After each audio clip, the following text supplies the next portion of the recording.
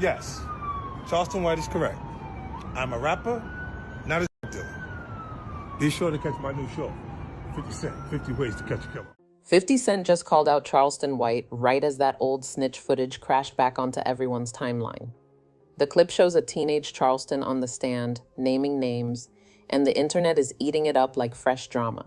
Fans tagged 50, he answered. And from the first comment, you could tell he was ready to push the conversation straight into the center of the room. But that clip is only the spark. The story behind it is darker, messier, and way more personal than you think. Here's what set 50 off and why this won't cool down anytime soon. The video looks like it was dug out of a dusty archive and tossed into the algorithm's front seat.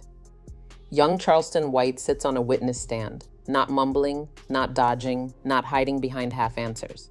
He talks plainly, he names people. He lays out conversations like receipts. The effect is immediate.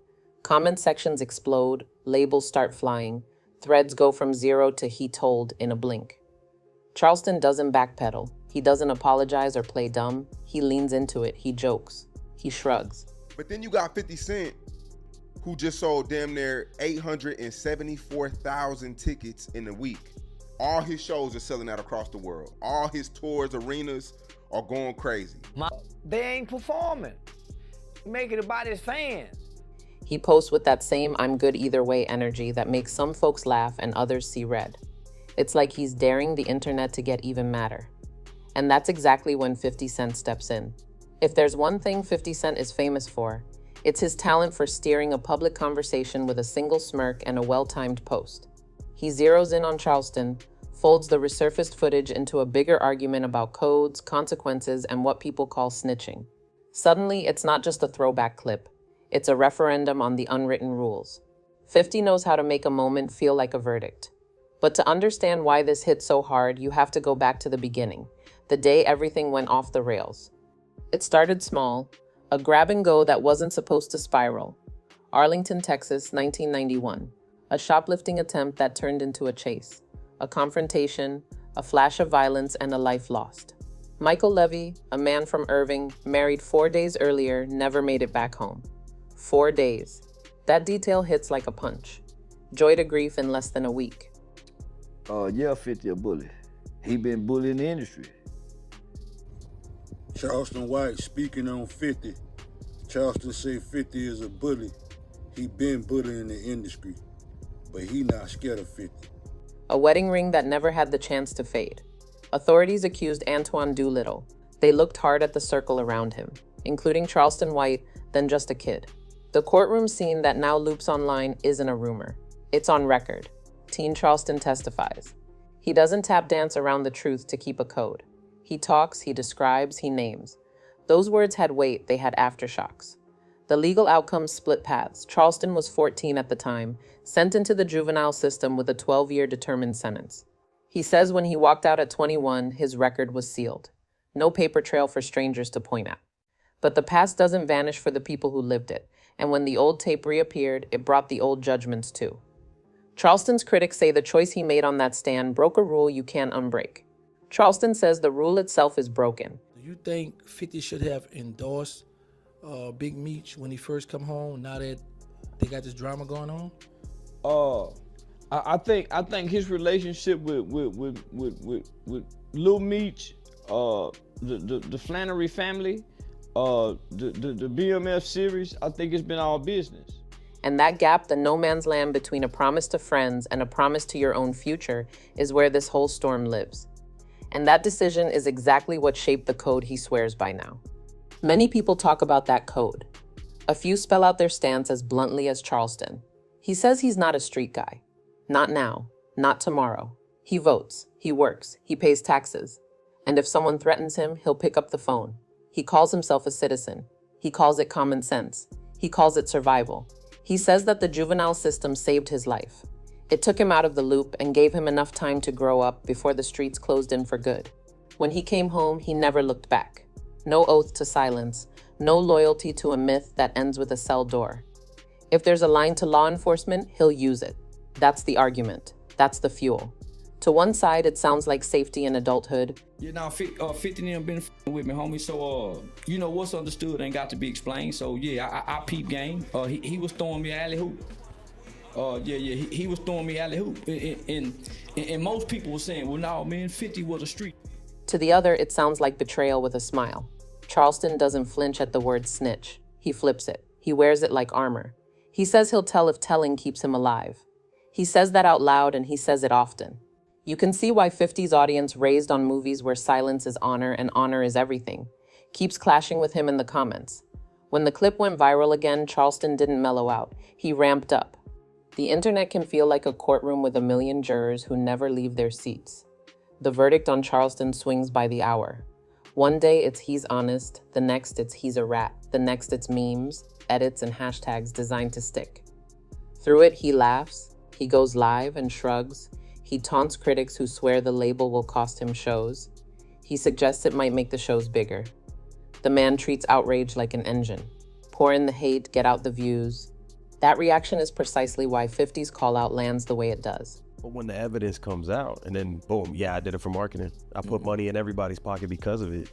No, I wouldn't. I'm just saying, I'm gonna put that past 50. 50 ain't that motherfucking clever. Ain't that good? I ain't getting him that much. Nah, homie. Well, you get into them scripts and shit, motherfuckers create some calamity, man. Because this was already brewing out there. 50 doesn't have to scream to be heard. He's surgical. He opens the door to a bigger question. What do you do with a person who refuses to be ashamed of crossing a line that used to end careers? How do you shame someone who calls the shame a strategy? And right when the debate felt familiar, old tape, old rules, the rumor mill threw fresh names into the fire. The chatter got louder, posts piled up, clips bounced from platform to platform. Rumors suggest Charleston called the feds after an artist flashed cash on camera and tossed out threats.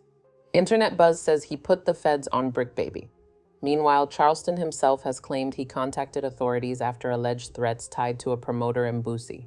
Nigga 50 come down through the cities selling that fucking liquor at them liquor stores, at whatever they is, taking pictures with the people, hugging on the people. I let the people touch me. Charleston speaks about them like confirmations. Official paperwork? That part rarely shows up in a timeline. Still, the effect is the same. The story grows legs. The citizen not street philosophy becomes a storyline with cameos. And every time a new name gets attached to Charleston's phone calls, the snitch conversation reloads. If you believe the old code was the only code, this looks like a man who plays telephone with trouble. If you believe safety comes first, it looks like common sense with a contact list. Either way, 50's larger campaign against so-called informants has a fresh example people won't stop discussing. But Charleston's not just a headline in a live stream. There's a second version of him that confuses the room. Here's where the edges blur. Charleston doesn't only live on timelines dropping verbal grenades. He also shows up in classrooms and juvenile halls with a very different energy. He co-founded Hype, helping young people excel, mentoring kids, speaking to teens who look a lot like he did at 14. The message isn't complicated. I made choices that could have ended me. Don't copy me. Don't chase the version of respect that lands you in a casket or a cage. He says the juvenile system saved his life, not ruined it. He says the myth of honor among thieves is just that, a myth. He tries to redirect teens before they clip themselves into a dead-end code. That's the pitch, that's the mission. And if you only saw that side, you might call him a changed man. The problem is the other side never clocks out. The live streams, the jabs, the cold lines that cross into raw personal territory. When he mocks, he doesn't just poke. He hits nerves. He drags grief into debates. He talks like he's bulletproof to hurt feelings. For some, the shock is a tactic. For others, it cancels the message. The audience splits into camps that barely speak the same language. And right when the audience splits, 50 shows why he's still the best at turning a debate into a spotlight. 50 have helped Lil Meech and his family make a lot of money. And from what I read, from what I read from one of 50's posts, he's helped him make well over $5 million. 50 Cent doesn't need a megaphone. His name is one. Lately, he's made a habit of tapping the snitching glass and watching the culture swarm. He'll toss out a nickname, he'll post a clip, he'll angle a joke so sharp it feels like a blade. It's not just pettiness, it's programming. He knows what buttons to push and when to push them. He's been jabbing at high-profile figures, making the informant word trend even without saying much. Then he slides in a promo, pivots to a new show, and keeps the eyes where he wants them. So when the Charleston tape ricocheted back into the feed, it wasn't random for 50 to speak on it. It fit his current script: call attention to the code, point at the people who break it, let the crowd build the narrative around your comment. 50's response to Charleston wasn't a brawl. It was a calibration, a nudge that says, look again. From there, the internet did the heavy lifting. Charleston, of course, couldn't resist weighing in on 50's other storylines, like the digs aimed at Big Meech and selling his own take. That's the thing about today's drama economy. Once your name is inside a 50 Cent conversation, it stays warm for weeks. But who's actually winning here? The reformer who loves a match or the mogul who loves a spotlight? Let's strip it down. On one side, Charleston White says the streets are a trap. The code is a cage and silence is a tax you pay with your life. He claims he'll call the police if you threaten him. He'll stand on his choice to testify as a kid because he's not throwing away his years for anyone. He speaks to kids and launches programs because he believes he got saved by a system most people fear. On the other side, Charleston White can be vicious. He's mocked pain that should be off limits. He's turned trauma into a punchline. He acts like every backlash is just better marketing. It's hard to sell reform when you salt old wounds in public. And over all of it, there's 50 Cent, never far from a cultural quarterback position. He points, posts, and plants a flag on the side that says snitching kills the code. He knows the word alone can light a room. He knows a single call-out can revive 1,000 debates. He knows how to keep your eyes on him while the rest of us argue about what the rules should be. So who's right? Depends on what you think a code is for. If it's meant to keep a community alive, then adults calling law enforcement when danger shows up isn't treason, it's survival. If it's meant to preserve a certain kind of honor no matter the cost, then testimony is a scar that never heals. That's the not-so-secret fight happening under every tweet and clip. But there's still one more layer, the part no one wants to say out loud. Michael Levy had a new wife and a fresh future. That future ended in a parking lot. An argument about rules can't refund a life. Whether you ride with Charleston's citizen logic or 50's code is the code, the truth underneath doesn't change. One moment can erase everything you planned. That's why this story cuts deeper than a meme. It's not just about who talks to cops or who doesn't. It's about choices made fast and consequences that never clock out. Charleston says the system rescued him before the streets claimed him. His critics say he only got rescued because he talked. And we loop back to the same question again. Are you protecting your people when you tell, or protecting yourself at your people's expense? Every side has a sermon. Every side has a list of funerals it wants to forget. And when the arguments stall, the internet goes back to hunting for a villain. This story has every ingredient the algorithm likes. A found footage vibe, a larger-than-life mogul with a villain's grin, a lightning rod personality who refuses to fold, old pain, fresh rumors, big names. All of it moves fast, quotable and combustible. Hang around long enough and you'll notice the same cycle. A clip trends, people pick sides, someone throws a harsher punch, then another clip knocks the last one off the shelf. The culture keeps the carousel spinning because none of us want to step off.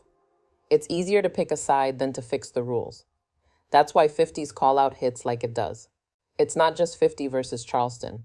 It's the code versus the citizen. It's nostalgia versus adulthood. It's old school honor versus modern survival. It's the myth that made countless songs versus the reality that fills courtrooms when the music stops. And that brings us to the only part of this story you control. You can watch this like a show, laugh at the clapbacks, share the edits, argue in the comments, and wait for the next episode. Or you can do the unglamorous thing and ask what rules actually keep people alive.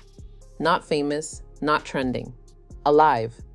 If you believe silence saves communities, explain how. If you believe phone calls save lives, say it with your chest. Draw a line you'd enforce when heat shows up. The internet loves noise. Real life needs decisions, because one of these choices you can rewind. The other one you live with. Charleston made his. He's never been shy about it. 50 made his too. Engineer the conversation, sell the moment, keep the brand pristine while the culture argues at a fever pitch. Both men know exactly what they're doing. The rest of us have to decide what we celebrate when the posts stop and the quiet returns. 50 Cent called out Charleston White after the snitch footage leaked, and the fire spread on cue.